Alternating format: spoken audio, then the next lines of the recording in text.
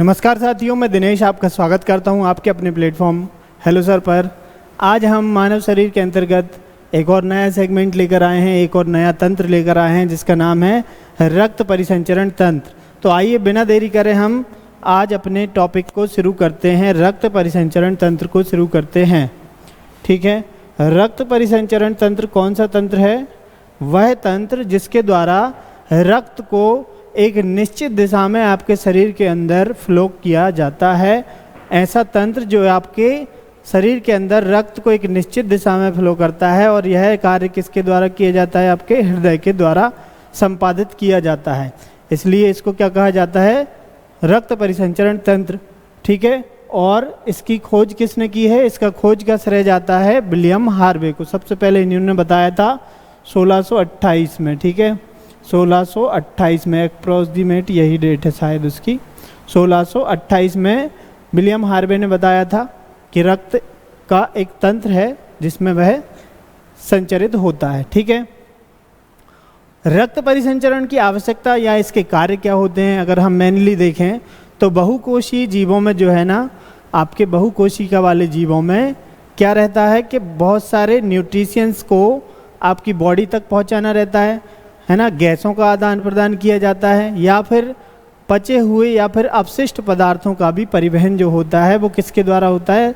इसी तंत्र द्वारा होता है। परिवहन किसके द्वारा होता है? रक्त परिसंचरण तंत्र के द्वारा होता है।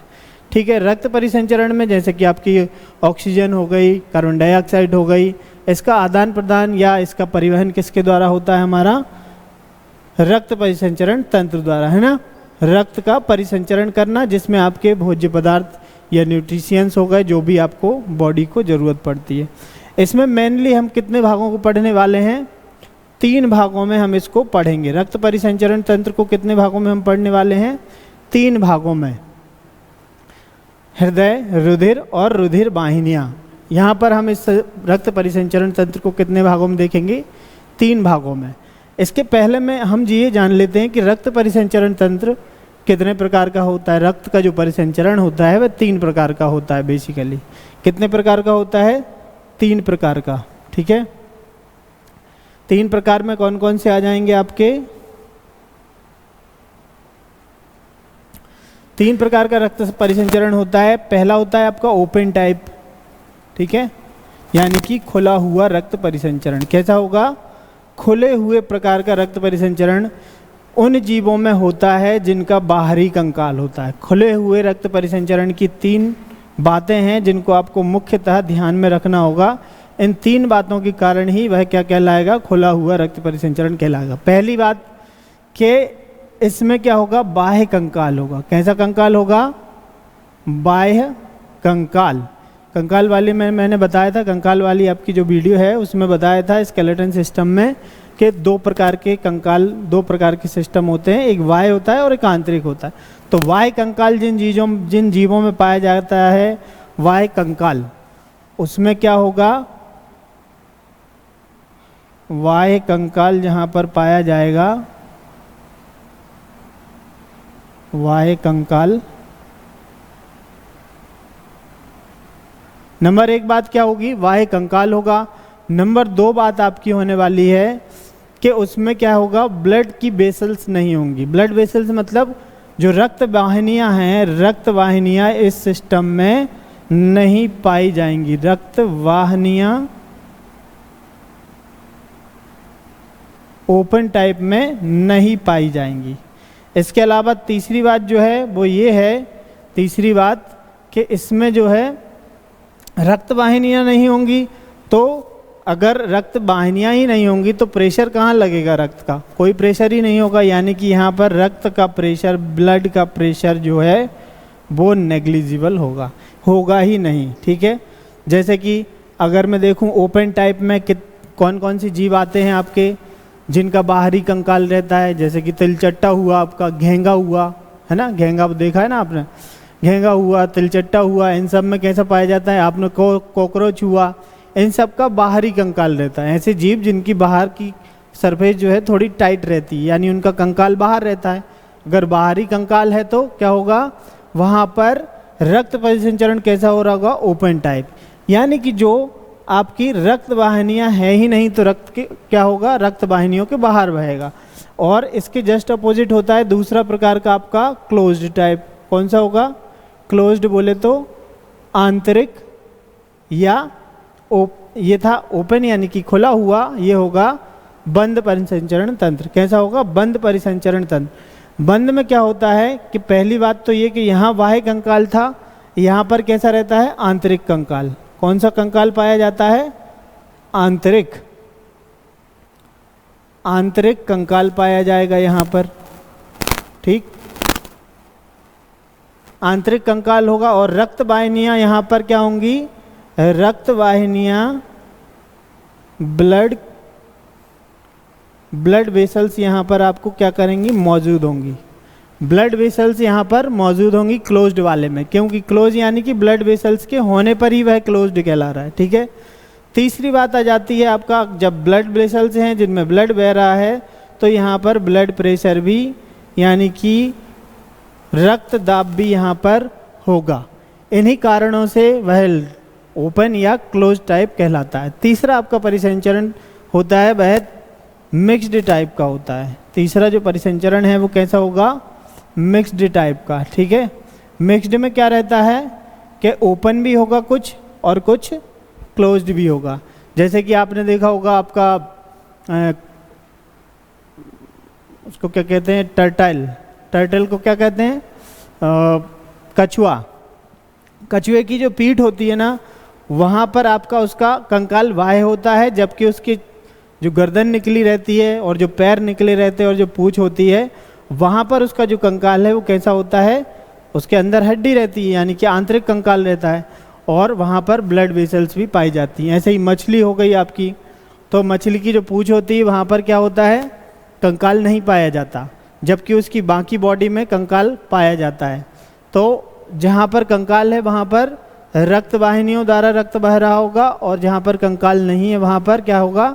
वह बिना रक्त वाहिनियों के द्वारा ही कंकाल, मतलब बिना रक्त वाहिनियों के द्वारा ही उसमें सीधा सीधा ब्लड भरा होगा, तो ब्लड प्रेशर भी वहाँ पर नहीं होने वाला। यानी मिक्स्ड टाइप में आपने देख लिया कौन कौन से जीव आते हैं। अब हम आगे चलते हैं इसी में।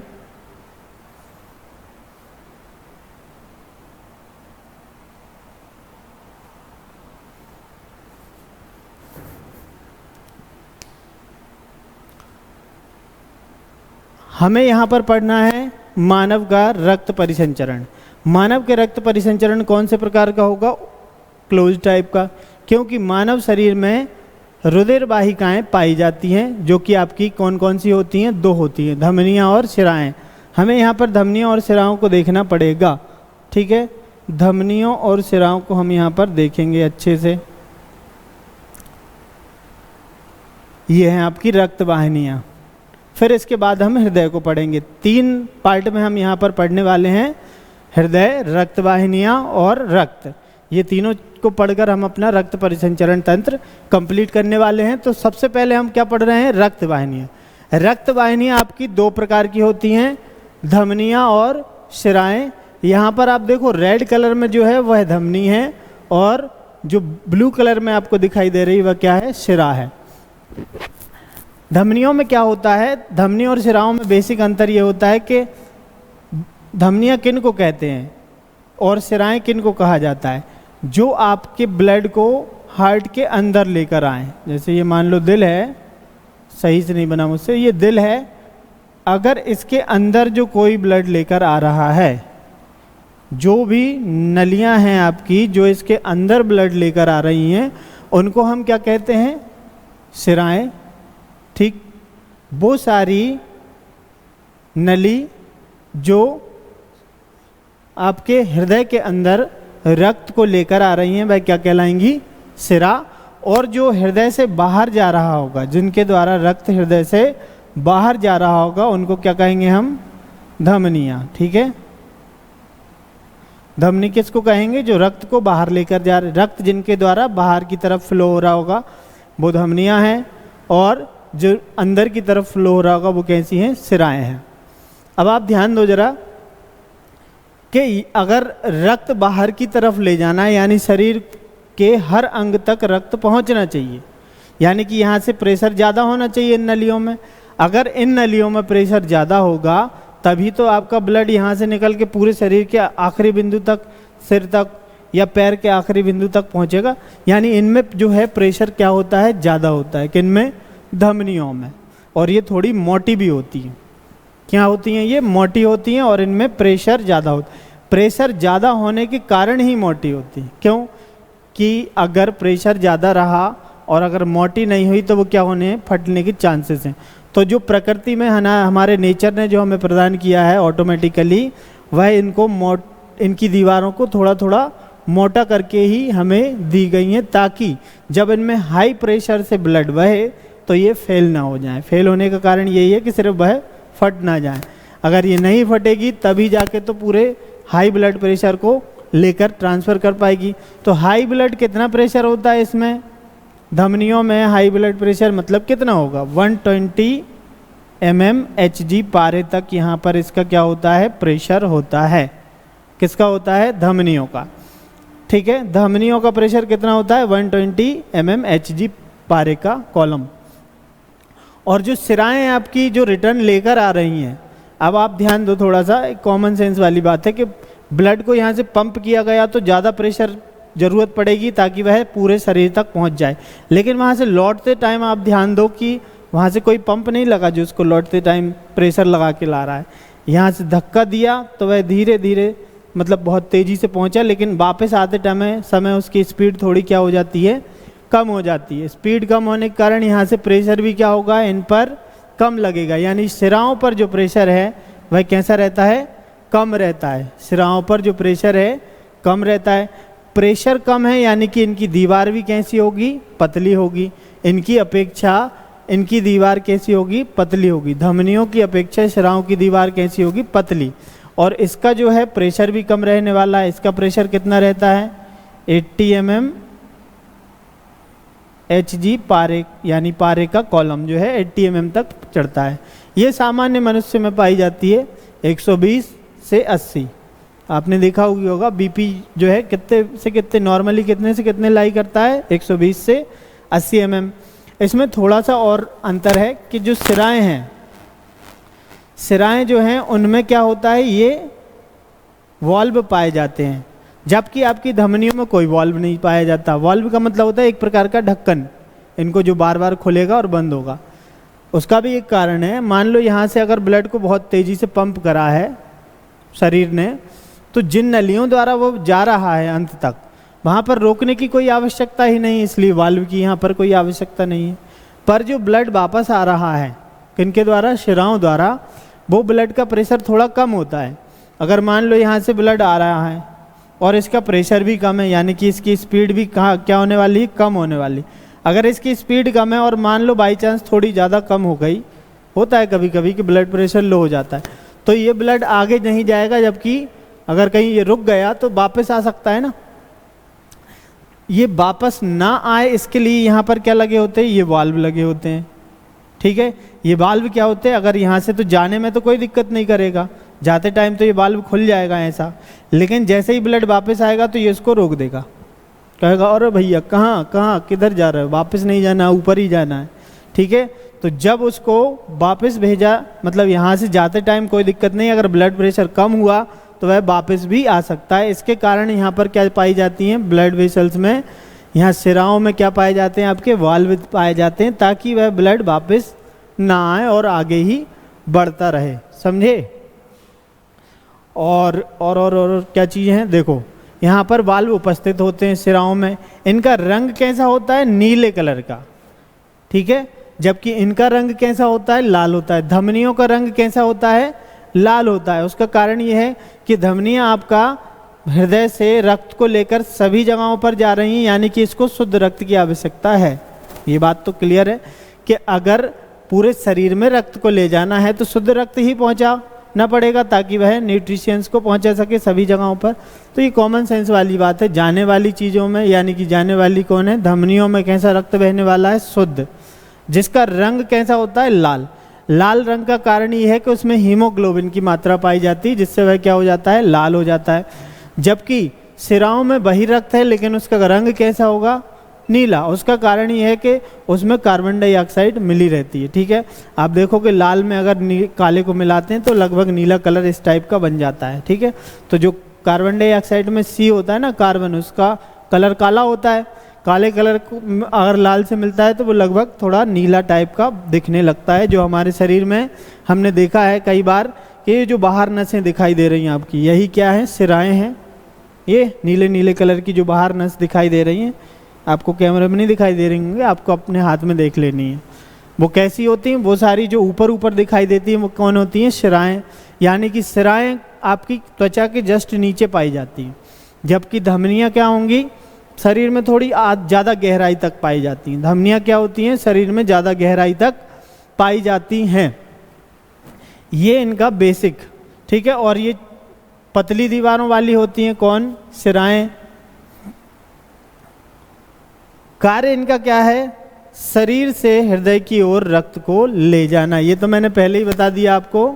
शरीर से, बॉडी से कहाँ जाएगा, हार्ट के अंदर जो रक्त जाएगा वो किसके द्वारा जाएगा, सिराओं द्वारा। जबकि धमनियों द्वारा पूरे शरीर में रक्त फैलाया जाता है। यहाँ पर वो लगा है अपवाद में पल्मोनरी वीन है। एक्चुअली वो अपवाद नहीं, आप इसको थोड़ा सा समझने का प्रयास करो कि यहाँ से रक्त, यहाँ मैं दो पार्ट में बांट देता हूँ। यहाँ से मान लो अशुद्ध रक्त आया आपका। अशुद्ध रक्त कैसा होता है, नीला, ठीक है। मैं नीले कलर को लेता हूँ, ठीक। आपका अशुद्ध रक्त यहाँ से आया, ये आया आपकी बॉडी से अशुद्ध रक्त, इसके अंदर आया, तो यहीं से ये क्या होता है, वापस भेज दिया जाता है पंप करके। कहाँ पर, फेफड़ों में आपके। कहाँ भेज दिया जाएगा, फेफड़ों में। ये फेफड़े हैं मान लो, तो यहाँ से जो अशुद्ध रक्त को फेफड़े में भेजा जाएगा। ये जो भेजने वाली, मैंने कहा था ना, जिनसे शरीर में रक्त जा रहा है, मतलब हार्ट से शरीर में रक्त जा रहा है, उनको हम धमनियाँ बोलते थे। तो यहाँ से जो नीला कलर का रक्त आया, यानी कि ये तो अशुद्ध था, लेकिन यहाँ पे केवल एक ही जो पाइप था ऐसा, जो इसको कहाँ ले जा रहा होगा, दोनों आपके फेफड़ों में ले जा रहा होगा शुद्ध करवाने के लिए। तो ये जो ले जाने वाली ये जो पाइप है, इसी को हम क्या कहते हैं, फुफ्फुस धमनी। धमनी इसलिए क्योंकि ये रक्त को ले जाएगी, लाने वाली को तो सिरा कहते हैं ना। तो अगर ये लेकर आ रही है, सॉरी लेकर जा रही है, यानी कि ये फुफ्फुस की तरफ जा रही है, इसलिए इसको क्या बोलते हैं, फुफ्फुसीय, सॉरी फुफ्फुसीय धमनी कहेंगे इसको, है ना। यहाँ पर फुफ्फुसीय धमनी इसको बोलते हैं pulmonary artery. Pulmonary artery,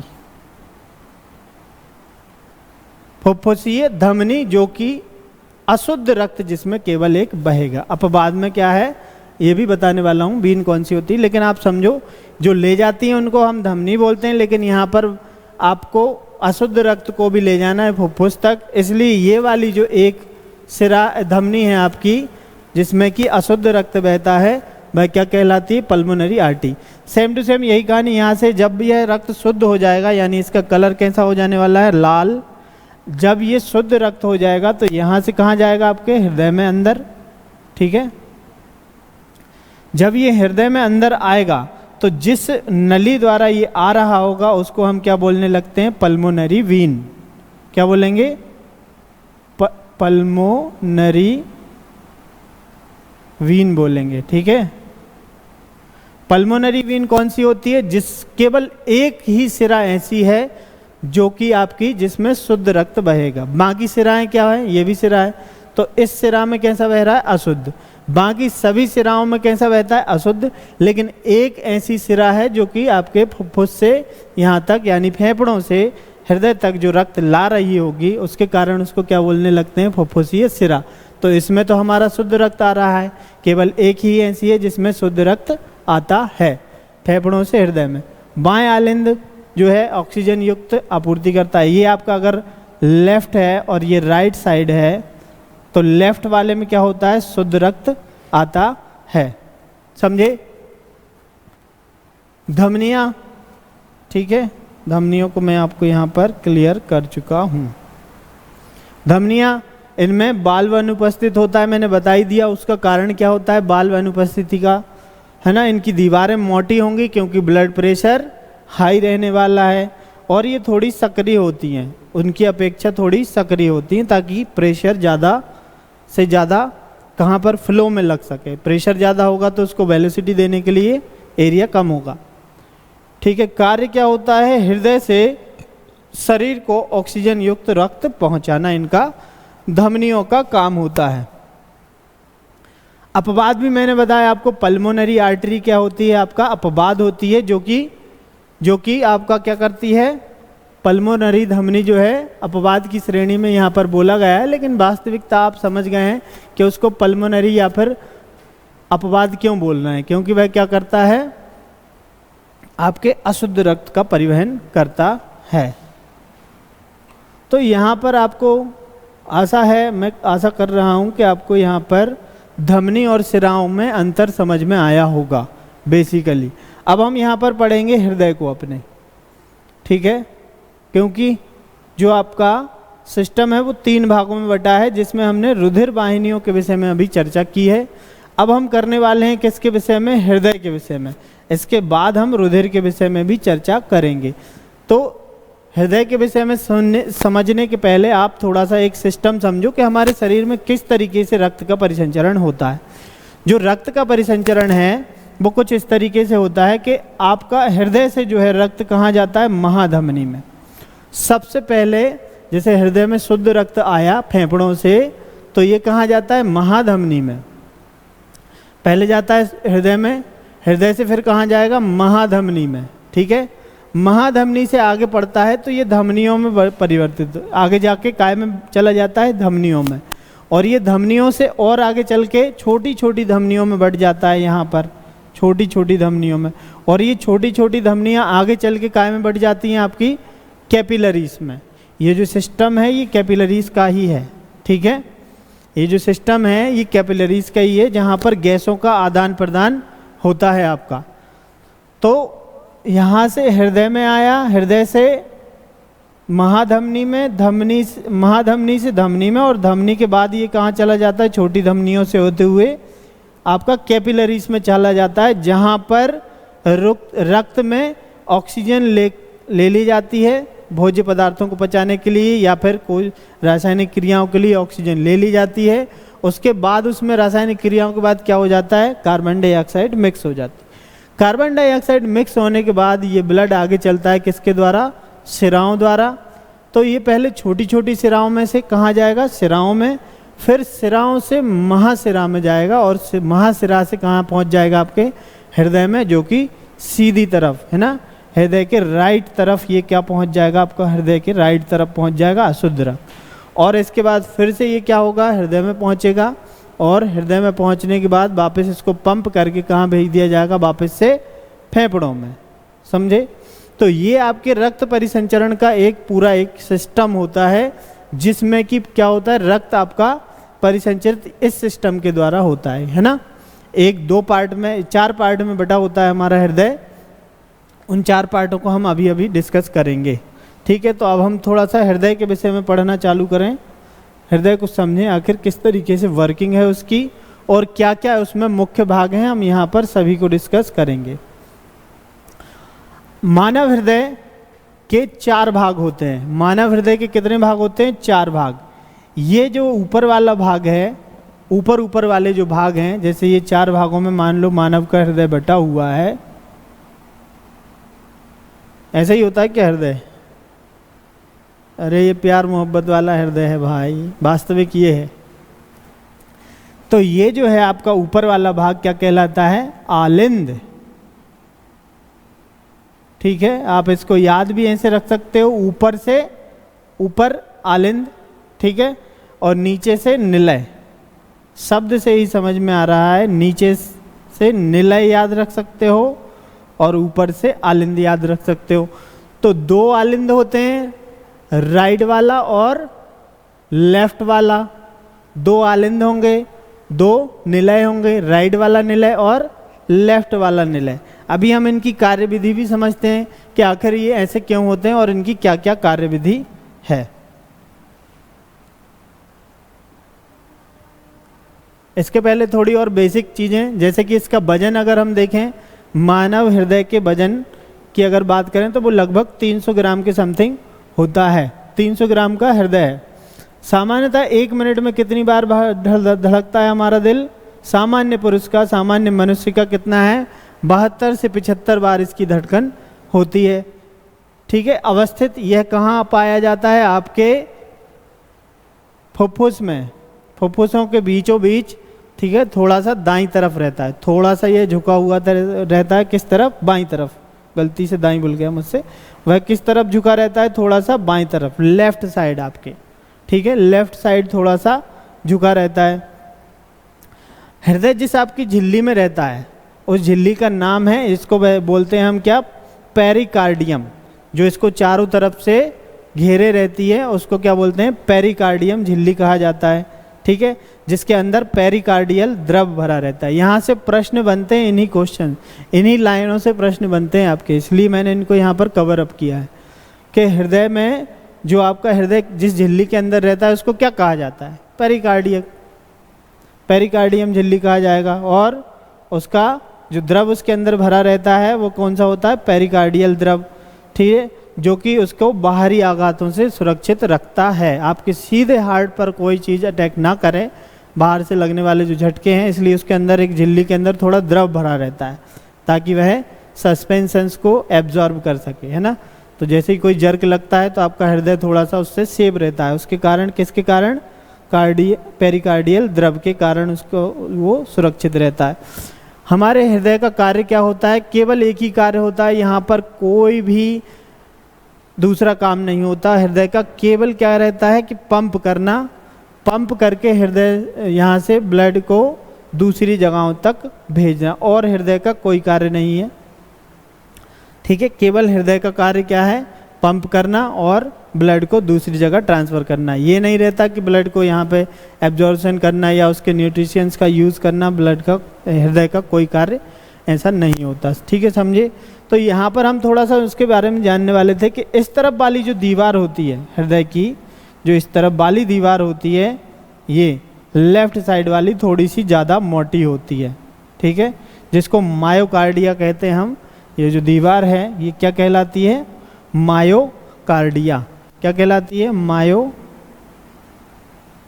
myocardium कहलाती है।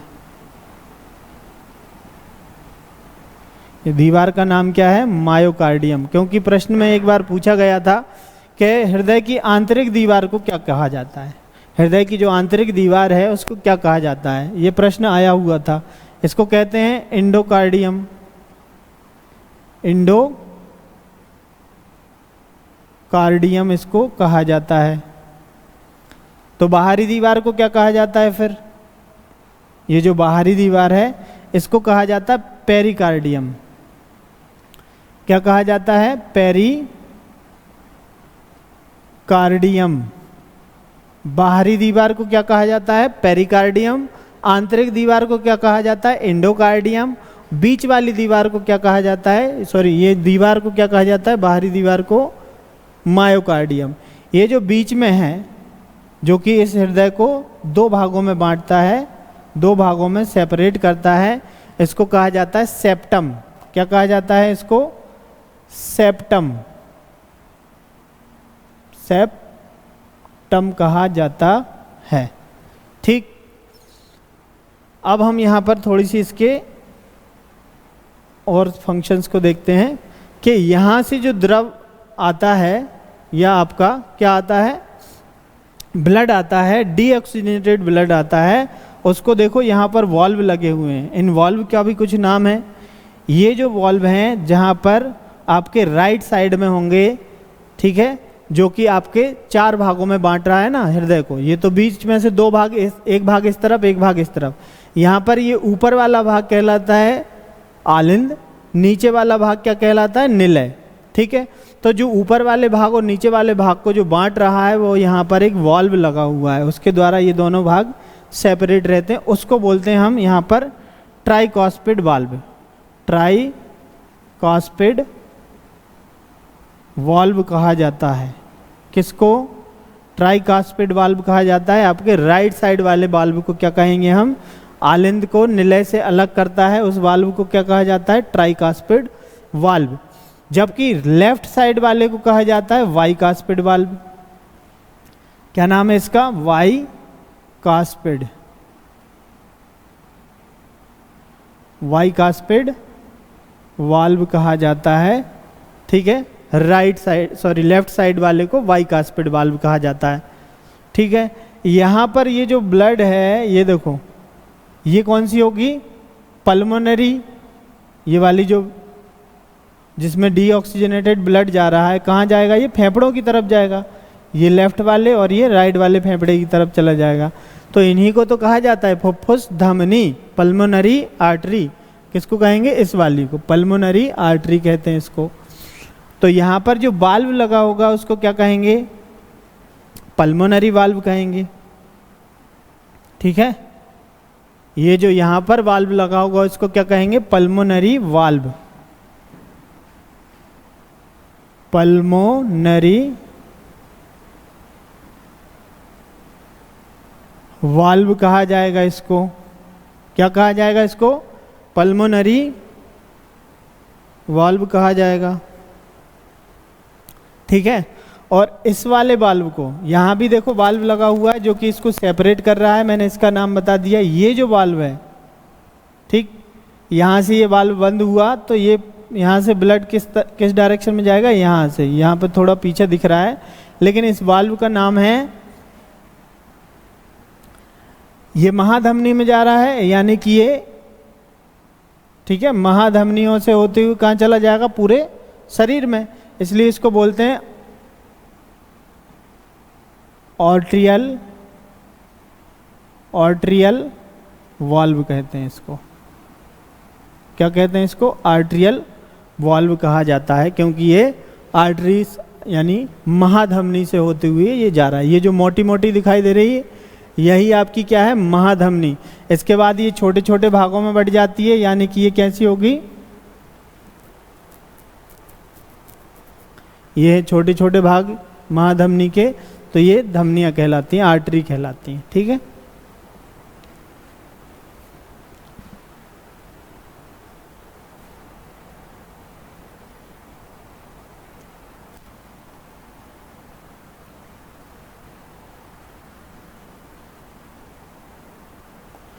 इसमें जो वाल्व पाए जाते हैं वो कौन सा है? Tricuspid valve. ये कहाँ पर अवस्थित होता है? दाएं आलिंद एवं निलय के बीच में रहता है। यहाँ से भी आपका प्रश्न बना हुआ है। द्विवलनी कपाट, जिसको वाइकास्पिड वाल्व कहते हैं, ये कहाँ अवस्थित होता है? बाएं आलिंद में, है ना, लेफ्ट साइड में होता है। आलिंद और निलय के बीच में यह वाल्व होता है, जो कि उनको सेपरेट कर रहा होता है। तो यहाँ पर आपको लिखा हुआ भी मिल जाएगा।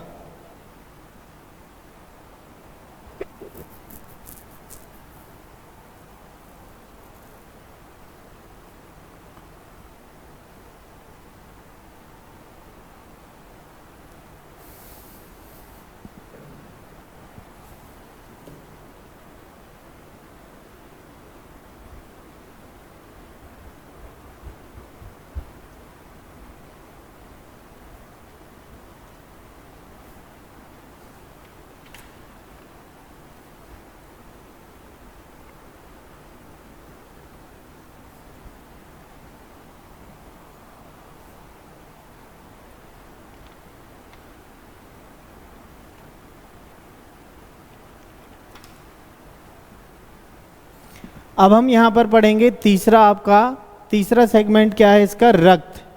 ठीक है, तो रक्त के विषय में हम इसके अगले वाले वीडियो में चर्चा करेंगे, क्योंकि यह वीडियो और लंबा हो जाएगा। इसके कारण मैं आपको रक्त कौन से अगले वाले वीडियो में इसकी चर्चा हम करेंगे। धन्यवाद।